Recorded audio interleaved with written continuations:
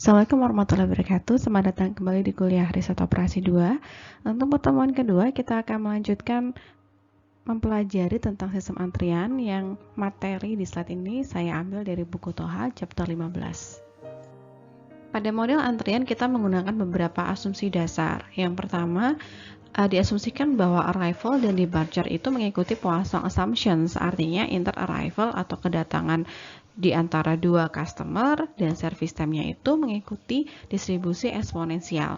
Kemudian yang kedua, model antrian tersebut dibangun berdasarkan long run atau steady state behavior dari sistem antrian tersebut. Nah, ini saya berikan gambarannya itu ya. Jadi kalau kita membuat sistem, kalau kita mengobservasi sistem itu ada kalanya pada kondisi yang transient atau tidak stabil gitu ya.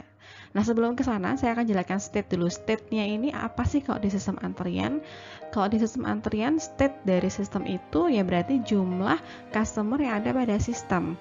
Baik itu yang ada di dalam service maupun yang ada di dalam queue. Jadi jumlah customer keseluruhan dalam sistem baik masih dilayani, sedang dilayani atau yang sedang menunggu. Nah, ada kalanya gitu ya kalau kita melihat sistem antrian itu kondisinya masih pada transient, artinya state itu berubah secara dinamis. Nah, model antrian yang kita buat itu didasarkan pada diasumsikan gitu ya, dibangun berdasarkan pada kondisi yang steady state, yaitu pada kondisi yang ini. Jadi dianggap sistem antriannya itu sudah pada kondisi steady state. Kenapa tidak bisa menangkap transient gitu ya? Karena memang di transient ini itu sangat dinamis sehingga kompleksitas dari model antriannya menjadi akan semakin tinggi gitu. Nah, kemudian yang ketiga adalah baik itu arrival rate maupun departure rate, keduanya state dependent. Artinya apa? Di sini saya berikan contoh gitu ya. Jadi state tadi kan jumlah customer dalam sebuah sistem. Pasti sebuah sistem itu diawali dari 0 gitu ya. Jadi ada 0 customer, kemudian ketika ada satu customer datang, jadi lambda 1, ya, maka state dari sistem tersebut berubah menjadi 1, artinya ada satu orang dalam sistem. Nah, kalau tadinya ada satu orang dalam sistem, kemudian dia pergi gitu ya, customernya pergi, maka state-nya kembali menjadi 0. Di sini aja ada departure rate gitu ya. Customernya pergi, kemudian state-nya menjadi 0. Nah, mu 1 gitu ya. Nah, kemudian di sini kalau kita perhatikan ketika state-nya 0, apakah mungkin gitu ya ada departure rate gitu. Pertanyaan kan kayak gitu ya, apakah mungkin ada departure rate, masa minus 1 gitu ya. Nah, ini sehingga mu 0 atau departure rate 0 ini tidak mungkin ada gitu. Itulah kenapa arrival dan departure rate itu state dependent. Jadi dia tergantung dari kondisi sistem tersebut, current state dari sistem tersebut gitu. Contohnya yang tadi ketika state 0 tidak mungkin ada departure rate. Jadi departure rate mu 0 ini akan dianggap 0 gitu. Nah, birth and death process ini menggambarkan bagaimana sistem antrian itu bekerja gitu ya. Jadi birth itu artinya adalah ada kedatangan dari customer, sedangkan death itu adalah ada kepergian dari customer yang selesai di service. Sedangkan state dari sistem antrian ini di mana pada time T disimbolkan dengan N dalam kurung T, ini adalah jumlah dari customer dalam sistem tersebut, baik itu ada di queue maupun ada di service gitu ya, di server. Nah, asumsi yang digunakan yang pertama arrival rate gitu ya, atau istilahnya probability distribusi untuk menunjukkan kedatangan customer itu ditunjukkan dengan eksponensial dengan parameter lambda n. Kemudian untuk kepergian dari customer gitu ya, jadi service completion itu juga ditunjukkan dengan eksponensial dengan parameter mu n. Nah, di random variable pada asumsi 1 dan asumsi 2 itu dianggap mutually independent. Sehingga transisi dari state state dari sistem tersebut itu ya n ke n plus 1, artinya ada satu customer yang datang, atau dari n ke n minus 1, di mana ada satu customer yang pergi. Jadi state-nya itu ya akan berkurang satu atau bertambah satu. Jadi tergantung ada yang datang customer atau ada yang customer yang pergi. Beberapa terminologi yang teman-teman perlu tahu yang kita gunakan di dalam sistem antrian atau model antrian. Yang pertama, state of the system, di mana itu adalah jumlah dari customer di dalam queuing sistemnya. Kemudian queue length itu adalah jumlah dari customer yang masih menunggu untuk diservis. Jadi state of system dikurangi dari jumlah customer yang sedang diservis. Kemudian NT dan N sebenarnya sama ya, jadi ada number of customer dalam sistem, baik itu di queue maupun in service. S menunjukkan jumlah dari servernya yang bersifat paralel. Kemudian lambda n adalah arrival rate gitu ya, given n customer dalam sistem. Kemudian mu n adalah departure rate given n customer dalam sistem. Kemudian pn adalah steady state probability atau probability of n customer in the system. Dan ini bagaimana cara menghitung pn nanti akan kita jelaskan selanjutnya. Nah, ini merupakan transition diagram yang menunjukkan birth and death process untuk model antrian, di mana dimulai dari state 0. State 0 ini tidak ada customer, baik itu di queue maupun di service. Dia akan bertambah atau berubah state-nya menjadi satu. Jadi ada satu customer yang ada dalam service ketika ada kedatangan satu customer dengan probability lambda 0. Nah, dia juga akan berubah menjadi state 2 ketika ada satu lagi customer yang datang dengan lambda 1, dengan probability lambda 1. Nah, dari dua ini juga kemungkinan gitu ya, state dari sistem akan berubah menjadi 1 kalau ada satu customer yang selesai di service dengan rate mu 2. Dan dari state 1 ini juga bisa berubah menjadi berubah menjadi state 0 kalau ada customer yang selesai di service dengan rate atau dengan probabilitas mu 1. Sudah saya sampaikan sebelumnya bahwa dari state 0 ini tidak ada mu 0 ya, karena tidak mungkin gitu kan state-nya berubah menjadi minus 1, sehingga mu 0-nya sama dengan 0. Itu yang asumsi yang tadi dijelaskan di awal, bahwa arrival rate dan departure rate itu state dependent. Nah, di sini juga teman-teman bisa lihat selanjutnya gitu ya, ketika set itu berubah dari n-2 ke n-1, kemudian ke n plus 1 dan seterusnya. Nah, karena ada asumsi dasar yang kita gunakan pada model antrian ini, di mana kita hanya menggambarkan pada kondisi yang steady state gitu ya, maka dalam sebuah state gitu ya, misalkan state 0, itu rate in dan out-nya harus balance.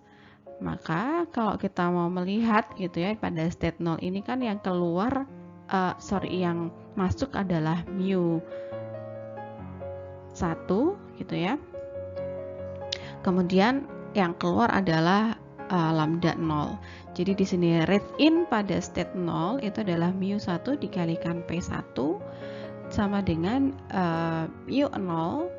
lambda 0 dikalikan dengan P0. P1 ini adalah steady state probability pada state 1. P0 ini adalah steady state probability pada state sama dengan 0.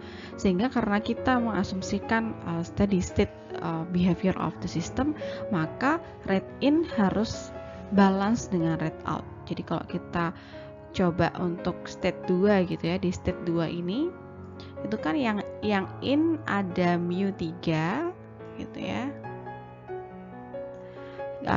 kemudian juga ada lambda 1, dan yang out ada lambda 2 serta mu 2. Kalau kita gambarkan formulanya akan seperti ini gitu ya, lambda 1 dikalikan P1 ditambah yang in lagi ada mu 3 dikalikan P3 sama dengan lambda 2 ditambah mu 2 dikalikan P2. Nah, ini kalau teman-teman lihat seterusnya sampai n-1 n, itu akan ada general pattern-nya dari balance equations ini. Nah, di sini saya jabarkan lagi gitu ya dari hasil dari tabel birth and death process untuk balance equations pada state 0 sampai n. Saya berikan satu contoh aja ya. Tadi di state sama dengan 0 itu kan ada flow in sama dengan flow out-nya. Jadi flow in-nya adalah mu1 dikalikan P1, kemudian sama dengan flow out-nya yaitu lambda 0 dikalikan dengan P0. Nah, maka P1 itu bisa didapatkan dari lambda 0 dibagi mu1 dikalikan P0. Kalau teman-teman coba untuk state sama dengan 1, state sama dengan 2, dan seterusnya, maka teman-teman akan dapatkan formula seperti ini. Nah, untuk mencari tahu berapa sih nilainya P1, berapa sih nilainya P0, P2, dan seterusnya, maka pada dasarnya yang harus teman-teman ketahui kan P0-nya ya, karena lambda 0, mu1, atau lambda 2, mu3, mu2, dan seterusnya itu kan diketahui. Sehingga yang perlu teman-teman cari adalah berapa sih nilai P0-nya. Sehingga kalau tahu P0 ya maka kita bisa tahu P2, P3, Pn, dan seterusnya dengan sangat mudah. Nah, dari mana kita bisa tahu P0-nya? Pada dasarnya untuk solve this problem itu pada intinya adalah sigma n sama dengan 0, yaitu state-nya sama dengan 0 sampai tidak terhingga gitu ya. Probability n ini gitu ya harus sama dengan 1 gitu. Jadi probabilitas n sama dengan 0 atau state sama dengan 0 sampai tidak terhingga itu harus sama dengan 1. Nah, bagaimana cara solve-nya gitu ya sehingga kita bisa dapat P0? Teman-teman harus note these equations. Ini sangat berguna kalau nanti teman-teman akan solving problem gitu. Akan solving ini gitu ya.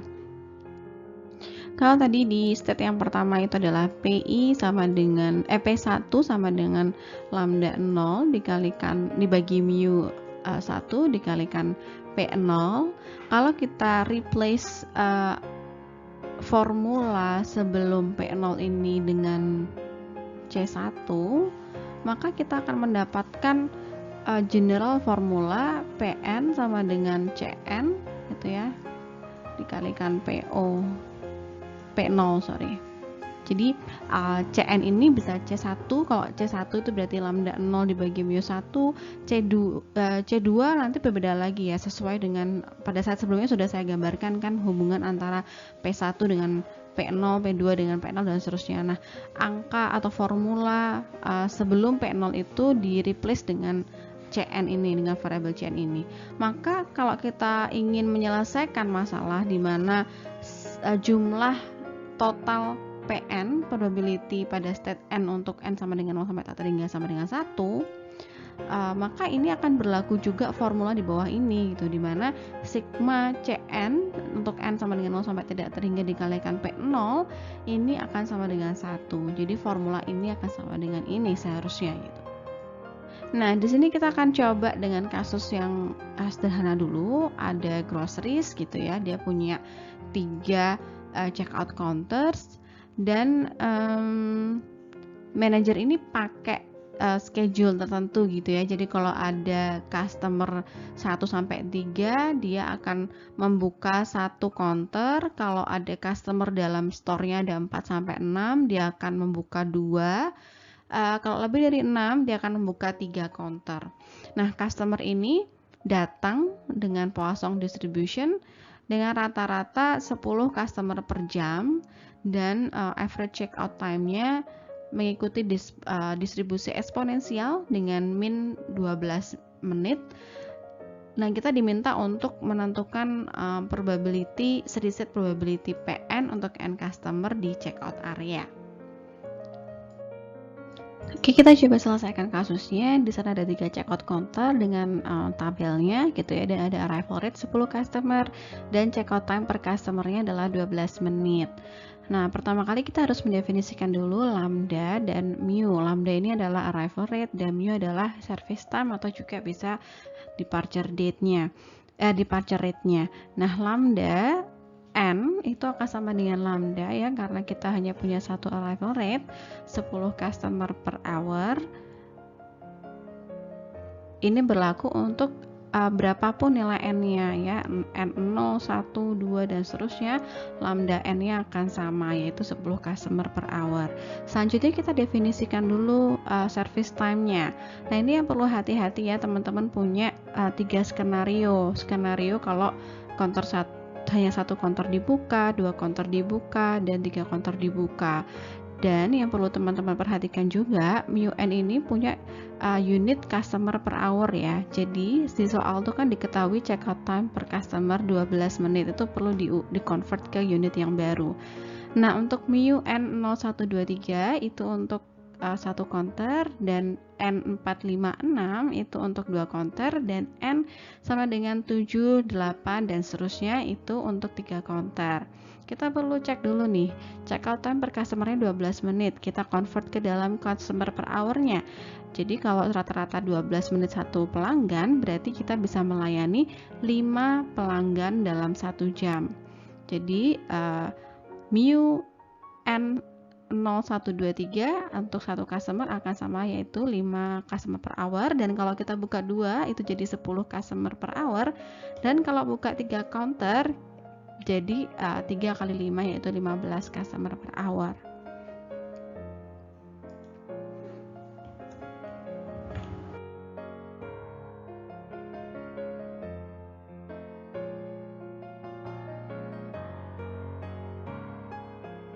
Nah, kalau teman-teman lihat di sini ada rumus PN yang bisa teman-teman cek di slide-slide sebelumnya ya, dibandingkan dengan P0 nya itu berapa.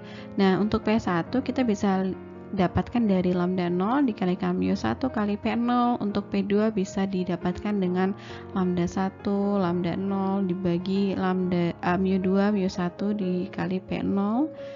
Dan kita juga sudah mengetahui lambda n dalam soal itu sama dengan lambda, yaitu 10 customer per hour.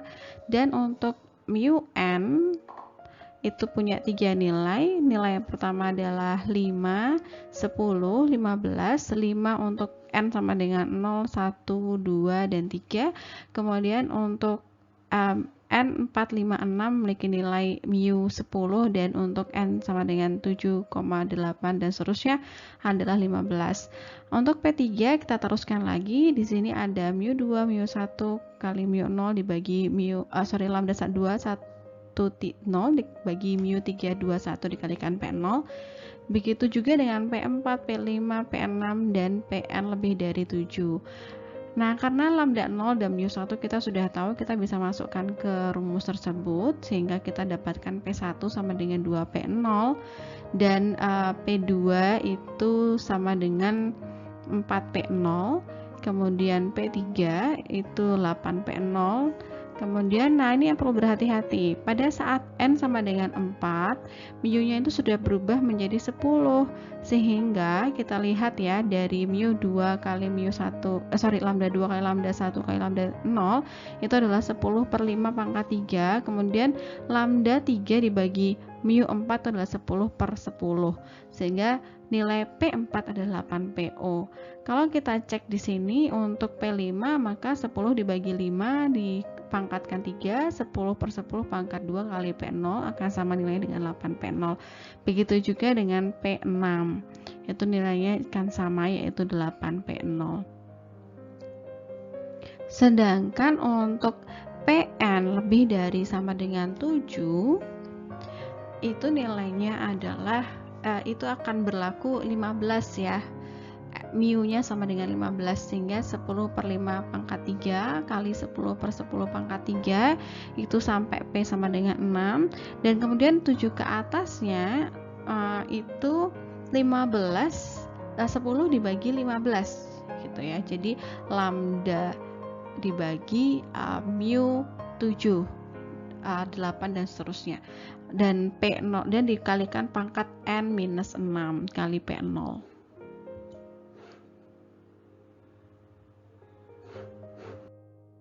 Nah, untuk menyelesaikan soal ini kita perlu mencari nilai P0. Teman-teman ingat ya, di slide sebelumnya itu saya sudah menjelaskan bahwa sigma dari Pn untuk n sama dengan 0 sampai dengan tak terhingga harus sama dengan 1. Jadi P0 plus P1 plus P2 dan seterusnya itu harus sama dengan P1. Nah, P1 itu sama dengan 2P0, P2 sama dengan P4P0, P3 8P0, P4 8P0, P6 8P0, dan P7 itu 2/3 pangkat 1 kali P0, jadi itu kurang ya notasinya, harus ditambahin P0. Kemudian P8 2/3 P0, pangkat 2 P0, dan seterusnya.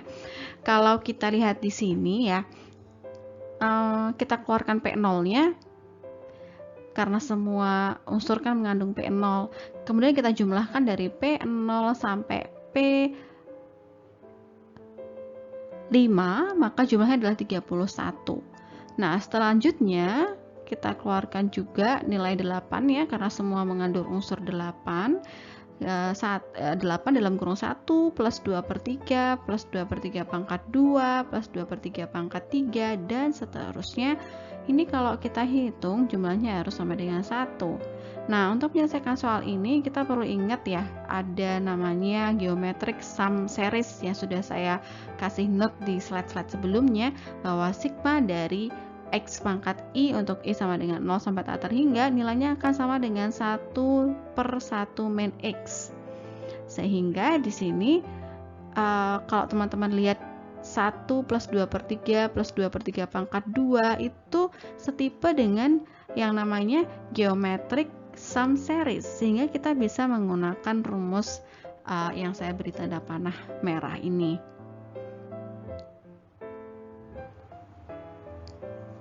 Jadi P0 sama dengan 31 plus 8 dalam kurung X-nya kan 2/3 ya. Jadi 1/1 min 2/3. Ini hasil dari geometric sum series formulanya ya, dan itu sama dengan 1.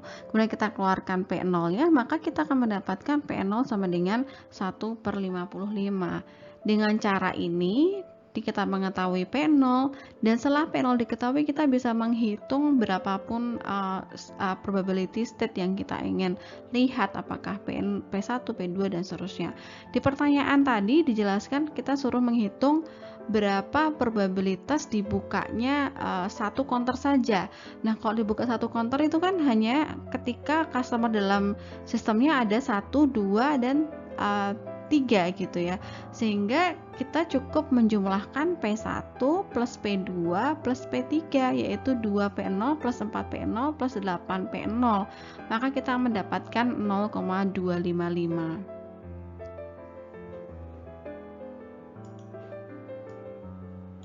Nah,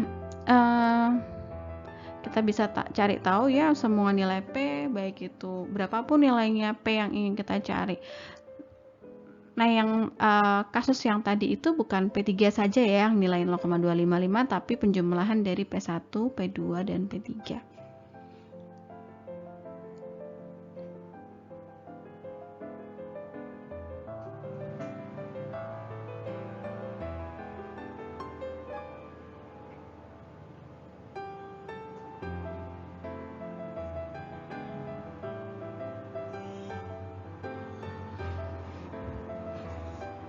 Nah, dengan formula yang ada di atas sebelumnya kan sudah dijelaskan relasi antar Pn ke P0 ya, sehingga di sini kita bisa menghitung nilai pada masing-masing steady state probability untuk n sama dengan 0 sampai seterusnya. Nah, pertanyaan kedua kita disuruh menghitung berapa expected number of idle counters-nya. Jadi kalau yang idle 3 berarti tidak ada customer, maka 3 dikalikan P0, kemudian ditambah 2 counter yang idle, itu kalau terjadi kalau hanya ada 3 customer ya, berarti P1 plus P2 plus P3. Nah, kalau ada satu counter yang idle berarti 2 dibuka, berarti itu ada P4, P5, P6. Dan kalau tidak ada yang idle berarti ada lebih dari 6 ya, jadi 7, 8, dan seterusnya.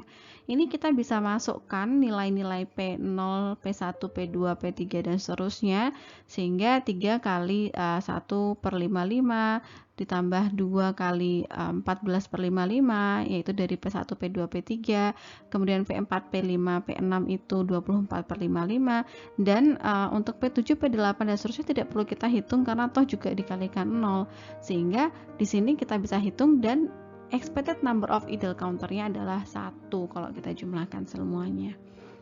Ya, soal tadi sudah terjawab ya, sebenarnya dari satu pertanyaan tadi kan ada dari satu soal tadi kan ada 2 pertanyaan, dan kita sudah bisa menjawab bahwa probability dibukanya satu counter saja adalah 0,255 dan expected number of idle counternya adalah 1.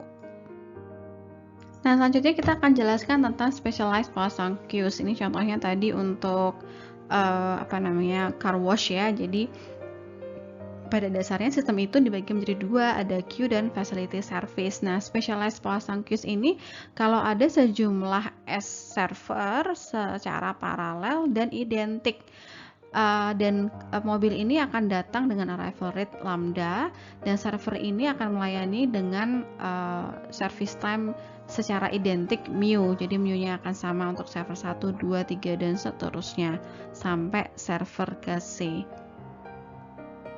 Nah, pada dasarnya specialized Poisson queues ini karena kita punya parallel service, sehingga ketika customer mengantri, server manapun yang idle, yang udah selesai menservis customer yang sebelumnya, maka customer tersebut langsung bisa fill in the position gitu, jadi langsung bisa diservis. Nah, teman-teman perlu mengetahui bahwa kita punya notasi standar gitu ya, yang namanya Kendall notation, di mana di sini berfungsi untuk summarizing gitu ya, menyimpulkan atau mendeskripsikan karakteristik dengan notasi yang lebih simpel. Di sini ada dalam kurung A garis miring B garis miring C titik 2 garis miring D E F. Nah, A ini merepresentasikan arrival distribution-nya, dan B ini merepresentasikan departure atau service time distribution. Untuk A dan B itu nilainya bisa M, yaitu Markovian, atau sistem antriannya mengikuti Poisson assumption. Bisa juga nilainya D, yaitu konstan atau deterministic time ya. Kalau service time-nya contohnya kalau konstan tuh 5 menit ya, berarti 5 menit exactly dia akan selesai. Kemudian juga bisa EK atau Erlang distribution dengan parameternya adalah K, dan ada juga general distribution. Kalau general distribution ini artinya semua distribusi yang selain yang disebutkan di atas. Kemudian ada juga huruf C, yaitu berapa jumlah parallel servernya. Ingat ya bahwa ini adalah parallel server sejumlah S, di mana server tersebut identik satu sama lain. Kemudian D ini adalah queue disiplinnya, apakah first come first serve atau last come first serve dan seterusnya. Selain yang disebutkan di sini yang umum, yaitu FC, FS dan seterusnya, ada juga GD atau General Discipline. Jadi di sini untuk semua queue disiplin yang tidak umum. Jadi mungkin kalian punya disiplin atau punya aturan sendiri untuk antriannya. Kemudian E ini maximum number, baik itu finite atau infinite. Kalau infinite berarti ya tidak terhingga gitu ya, atau finite, kalau finite disebutkan saja jumlahnya yang boleh ada dalam sistem, baik itu di queue maupun di service. Nah, kemudian yang F itu adalah size dari calling source-nya, apakah finite atau infinite. Kemudian kalau finite ya perlu disebutkan berapa jumlahnya. Nah, teman-teman, di sini ada satu example. Di sini ada penulisan satu Kendall notation. Yang pertama ini adalah menunjukkan arrival rate. Di sini tulisannya M, berarti dia mengikuti Markovian atau Poisson distribution. Kemudian service time-nya D, yaitu deterministic atau konstan. Jadi bisa disebutkan di sini bahwa arrival-nya dibuat stokastik, kemudian sistemnya menunjukkan bahwa service time-nya deterministic atau konstan. Kemudian ada 10 paralel server yang identik. Kemudian queue disiplinnya adalah general discipline, berarti dia punya definisi sendiri untuk queue-nya. 20 berarti ada 20 customer yang diperbolehkan masuk dalam sistem, yang artinya adalah at that moment itu ada maksimal 20 orang, baik itu di queue atau waiting line maupun di service. Dan source-nya adalah tak terhingga, berarti bisa berapapun jumlah customer yang datang pada sistemnya, tidak dibatasi. Di dalam sistem antrian atau modeling sistem antrian, kita biasanya perlu untuk mengukur performa dari sistem antrian. Kan pada dasarnya kita ingin mengetahui ya apakah sistem kita itu antriannya terlalu lama atau terlalu banyak customer dalam sistem, atau waiting time dari customernya terlalu lama, dan seterusnya. Nah, ini ada yang namanya measure of performance untuk kondisi steady state. Yang pertama adalah expected number of customer dalam sistem, LS, itu bisa ditujukan dengan sigma dari N kali PN untuk N sama dengan 1 sampai tak terhingga. Kemudian ada expected number of customers in queue, itu LQ, ini bisa dihitung dengan cara N dikurangi S. S ini adalah number dari para servernya, kemudian dikalikan PN untuk N sama dengan C plus 1 sampai tak terhingga. Kemudian ada expected waiting time dalam sistem, expected waiting time in queue. Yang perlu saya garis bawahi di sini, lambda F di sini adalah effective arrival rate at the system. Jadi lambda F ini tidak selamanya akan sama dengan lambda yang kita ketahui. Lambda F ini akan sama dengan lambda jika seluruh customer yang datang itu bisa masuk dalam sistem. Kalau ada batasan ya, misalkan ya ada batasan dalam queue-nya, dalam sistemnya, kan tadi dijelaskan ya di example-nya ada 20 orang dalam sistem. Nah, ternyata ada 20 nih, berarti customer yang datang itu nggak bisa join dalam sistem. Nah, dalam kondisi seperti ini, lambda F-nya itu akan kurang dari lambda. Kemudian ada S, yaitu expected number of busy servers. Nah, expected waiting di dalam sistem itu akan sama dengan expected waiting time in queue dan expected time service. Jadi kalau kita tuliskan di sini, ini kita bisa menghitung gitu ya, berapa nilainya expected waiting time dalam sistem, yaitu WQ ditambah 1 per mu, kemudian LS itu sama dengan LQ plus lambda F per mu, dan seterusnya. Sepertinya nanti teman-teman akan butuh formula ini kalau teman-teman sudah sampai pada mengukur performa dari sistem antrian tersebut.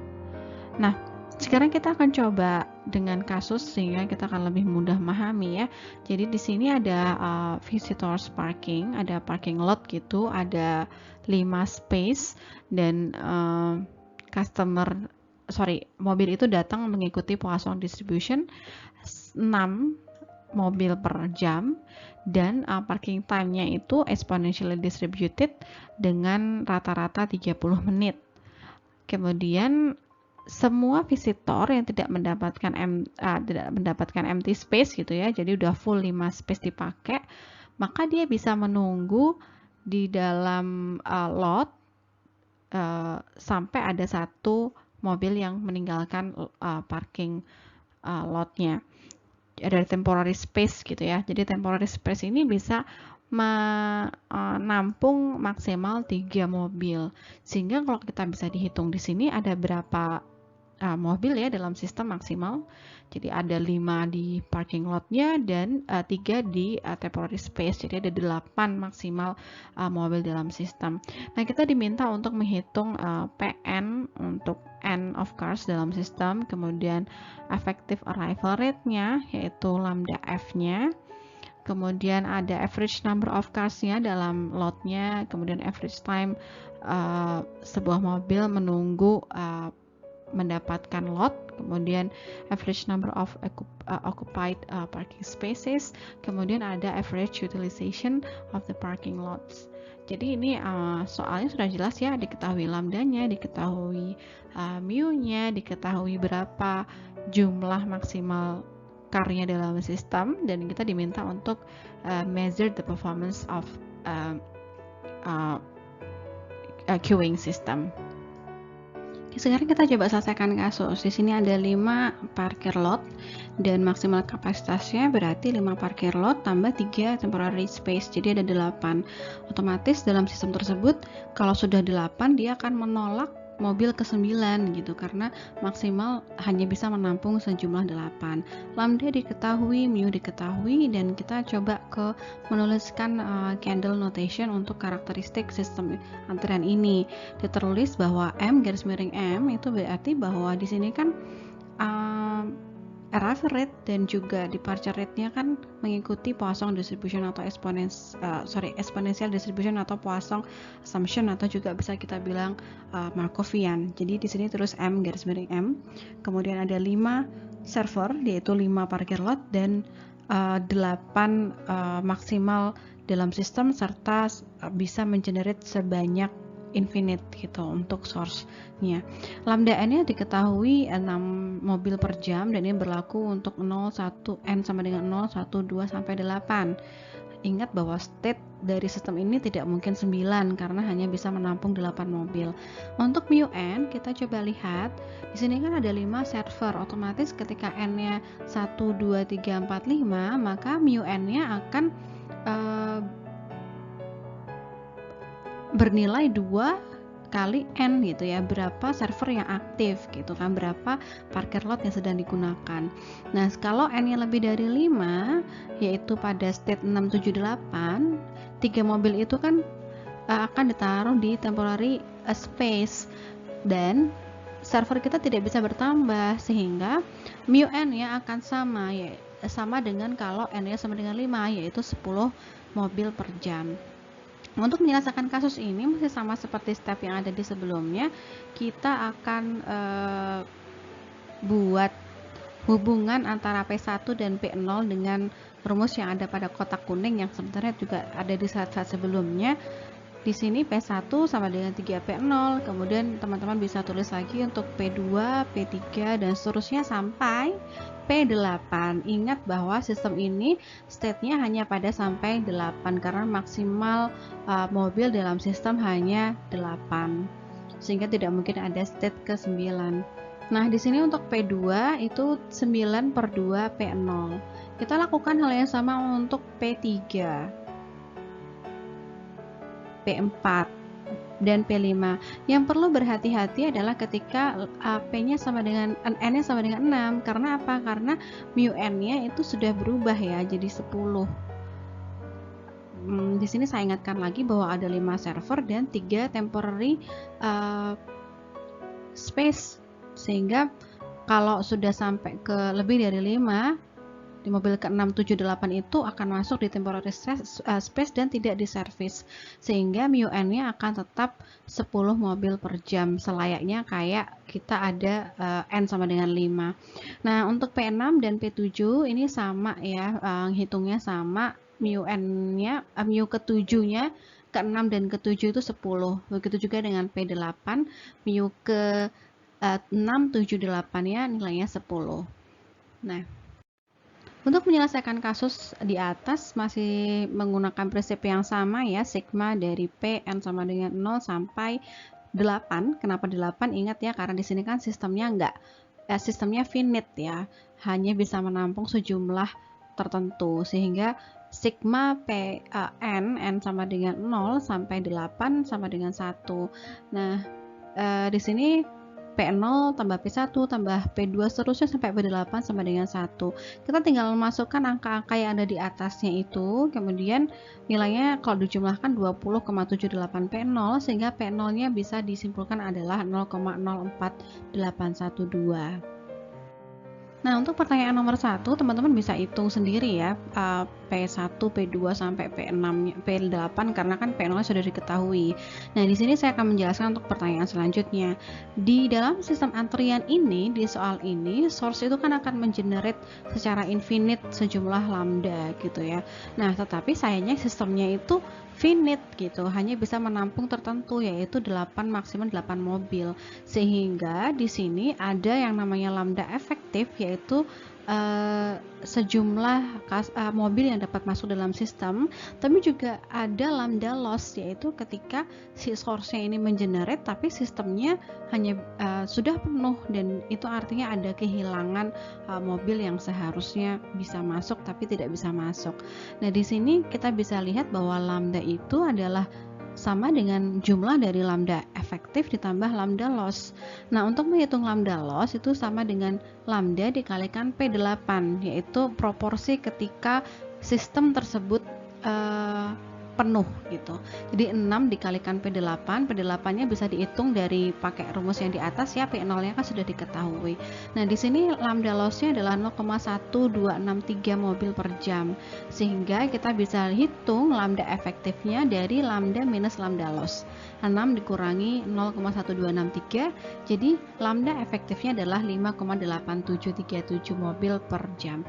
Untuk pertanyaan selanjutnya, kita akan menghitung berapa sih average number jumlah rata-rata mobil di dalam lot itu. Nah, berarti kan kita akan menghitung nih ketika kalau misalkan kalau misalkan ada 0 mobil dalam lot itu, 1, 2 dan seterusnya sampai 8. Nah, probabilitasnya berapa sih kejadiannya hanya ada 0 mobil? Nah, berarti dikalikan dengan P0. Kalau kejadiannya 1 mobil, probabilitasnya berapa? Berarti P1. Sehingga di sini 0 kali P0 plus 1 kali P1 plus 2 kali P2 dan seterusnya sampai 8 kali P8.